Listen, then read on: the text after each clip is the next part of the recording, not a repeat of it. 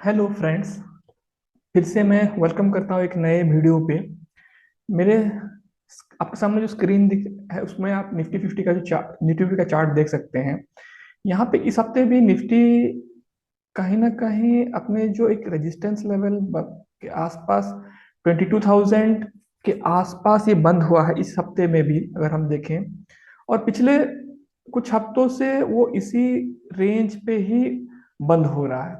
तो इसका मतलब क्या है? यहाँ पे कहीं ना कहीं ये जो रेजिस्टेंस लेवल बना हुआ है, पहले वो यहाँ से ऊपर जाने की कोशिश किया, रेजिस्टेंस लेवल को ब्रेक नहीं कर पाया, नीचे आने की कोशिश किया, फिर वो धीरे धीरे करके उस रेजिस्टेंस लेवल तक पहुंचा है, लेकिन इस हफ्ते भी उसको वो ब्रेक कर नहीं पाया, क्योंकि ये एक मेजर रेजिस्टेंस लेवल है। तो यहाँ पे सेलर्स थोड़ा स्ट्रांग हो जा रहा है, जैसे जैसे वो रेजिस्टेंस लेवल के पास पहुंच रहा है, तो कहीं ना कहीं बायर्स यहाँ पे थोड़ा वीक हो जा रहा है। इसी कारण इतने इजीली वो इस रेजिस्टेंस लेवल को ब्रेक नहीं कर पा रहे। इस हफ्ते कहीं ना कहीं ये मार्केट कहीं ना कहीं, अगर मैं बात करूं तो कहीं ना कहीं थोड़ा स्ट्रांग एक कैंडल बना के यहाँ पे बंद हुआ है। तो आने वाले हफ्तों में हम लोग देखते हैं कि जब तक ये जो रेजिस्टेंस लेवल है वो ब्रेक नहीं करता, ये एक ब्रेक पॉइंट पे खड़ा है यहाँ पे, कहीं ना कहीं वो ब्रेक देने के लिए तैयार है।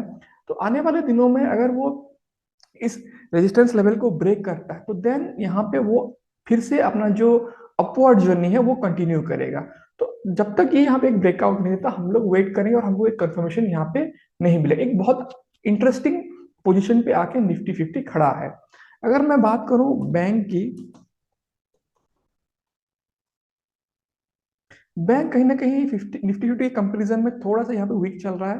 पिछले कुछ हफ्तों से यहाँ पे डाउन चल रहा था, फिर अपने सपोर्ट लेवल को के आसपास आके यहाँ पे एक सपोर्ट लेवल बनाया है उसने, और उस सपोर्ट लेवल को के को बेस बना के ये ऊपर जाने के लिए, धीरे धीरे ऊपर जाने के लिए ट्राई कर रहा है।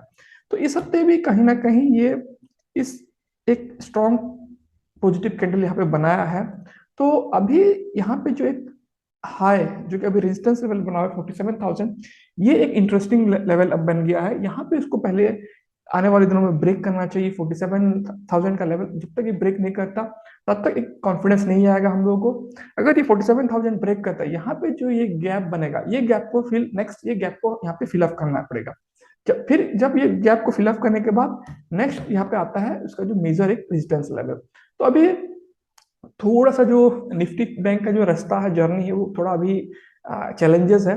पहले इस रेजिस्टेंस लेवल को ब्रेक करना पड़ेगा, इस गैप को फिलअप करना पड़ेगा, देन उसका जो मेजर रेजिस्टेंस लेवल है 47,500, उसको ब्रेक करना पड़ेगा। तो आने वाले दिनों में हम लोग को क्लियर पिक्चर पता जाएगी एग्जैक्टली निफ्टी बैंक किस तरफ जा रहा है। और निफ्टी बैंक का जो ये जो डाउनवर्ड जर्नी है, मतलब फॉल होने का जो एक मेजर करेक्शन आने का यहाँ पे एक मेजर रीजन है, तो मॉनेटरी पॉलिसी। अभी इंडिया का मॉनेटरी पॉलिसी अनाउंस हुआ, यूएस का अनसर्टेन है, और कहीं ना कहीं जो बैंकिंग सेक्टर में रिजल्ट्स आ रहा है क्वार्टरली रिजल्ट, उसका रिजल्ट है कि बैंक थोड़ा अभी डाउन चल रहा है।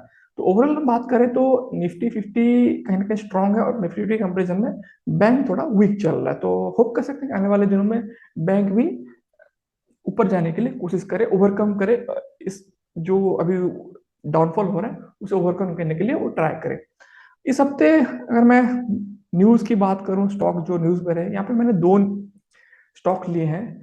एक है आरबीएनएल, पहला जो आरबीएनएल है, ये रेलवे सेक्टर, इस सेक्टर से बिलोंग करता है, इंडियन कंपनी है, गवर्नमेंट कंपनी है ये। तो ये इस बार न्यूज में क्यों रही? क्योंकि ये एमएससीआई स्मॉल कैप इंडेक्स से बाहर होने वाला है इस महीने तक, एंड तक। ये एमएससीआई क्या मतलब क्या है? मॉर्गन स्टैनली कैपिटल इंटरनेशनल, ये एक इन्वेस्टमेंट रिसर्च फर्म है जो इन्वेस्टमेंट रिलेटेड काम से काम करती है इन्वेस्टर के लिए या कंपनियों के लिए। तो वहां पे तो ये उसके ऊपर रिसर्च बेस्ड कंपनी है। तो ये कंपनी ने डिसाइड किया है कि ये आरबीएनएल को अपने जो एमएससीआई इंडेक्स है उससे बाहर, स्मॉल कैप इंडेक्स से वो बाहर निकालेगी। तो कहीं ना कहीं और भी कुछ कंपनियां जो बाहर निकल रही है, और भी कुछ कंपनियां जो इंक्लूड हो रही हैं। तो मैंने इसको क्यों लिया? ये गवर्नमेंट कंपनी है, तो कहीं ना कहीं यहाँ पे हम लोग शो करते हैं कि जो गवर्नमेंट कंपनी का जो प्रोसेस है या काम करने का तरीका कहीं ना कहीं यहाँ पे रिफ्लेक्ट करता है कि कुछ नेगेटिव चीजें होती है, इस कारण वो बाहर, या कुछ उसके फंडामेंटल में कुछ ऐसी प्रॉब्लम अराइज हुए हैं जिसके कारण वो बाहर लेंगे। तो इन्वेस्टर के लिए एक अलर्ट है, अलार्मिंग सिचुएशन है। नेक्स्ट कंपनी है वेदांता। वेदांता एक एल्युमिनियम कंपनी है, ये भी इंडियन कंपनी ही है। तो इस हफ्ते न्यूज में इस रही क्योंकि ये कंपनी प्लान कर रही है कि अभी जो जो एंटायर सेक्टर में वो काम करती है, अलग अलग सेक्टर में, वो एक ही नाम पे, वेदांता के नाम पे लिस्टेड है। तो वो चाह रही कि वो जो इंडिविजुअल सेक्टर को अलग अलग नाम से लिस्टेड करे आने वाले, उसको बोलते हैं हम डीमर्जर। तो वो डीमर्जर का प्लान कर रही है, including Almar into separate listed company. तो इसमें कंपनी का को फायदा होगा नहीं होगा वो तो आफ्टर डीमर्जर पता चलेगा एग्जैक्टली exactly। लेकिन एज शेयर होल्डर यहाँ पे कुछ हम लोग को बेनिफिट्स मिल रहे हैं। वो बेनिफिट्स क्या है कि एक जो इंपॉर्टेंट बेनिफिट्स ये है कि यहाँ पे अगर आप आज के डेट पे वेदांता का एक शेयर आपके पास है, तो जब डीमर्जर होगा वो माना जा रहा है कि 5 सेक्टर में डीमर्जर होगा, तो 5 डिफरेंट एंटिटीज के हिसाब से वो लिस्टेड होगी। तो वो 5 एंटिटी का एक एक शेयर आपको फ्री मिलेगा, मतलब 5:1। अगर आपका वेदांता के पास एक शेयर है, तो उसके बदले आपको 5 शेयर मिलेंगे। तो ये एक benefit as a shareholder आपको मिलेगा अगर वेदांता कंप्लीटली डिमर्जर हो जाता है। इसके लिए कुछ समय लगेगा, 8-9 महीनों का टाइम लगेगा बोल रहे हैं। तो अगर वो कंप्लीटली डिमर्जर होता है, तो एज ए शेयर होल्डर यहाँ पे आप शेयर फ्री मिलने के चांसेस है। तो ये एक अच्छा न्यूज है। तो होप करता हूँ कि आपको ये वीडियो भी अच्छा लगा, और आने वाले हफ्तों में भी हम लोग नेक्स्ट वीडियो पे मिलते हैं। Thank you.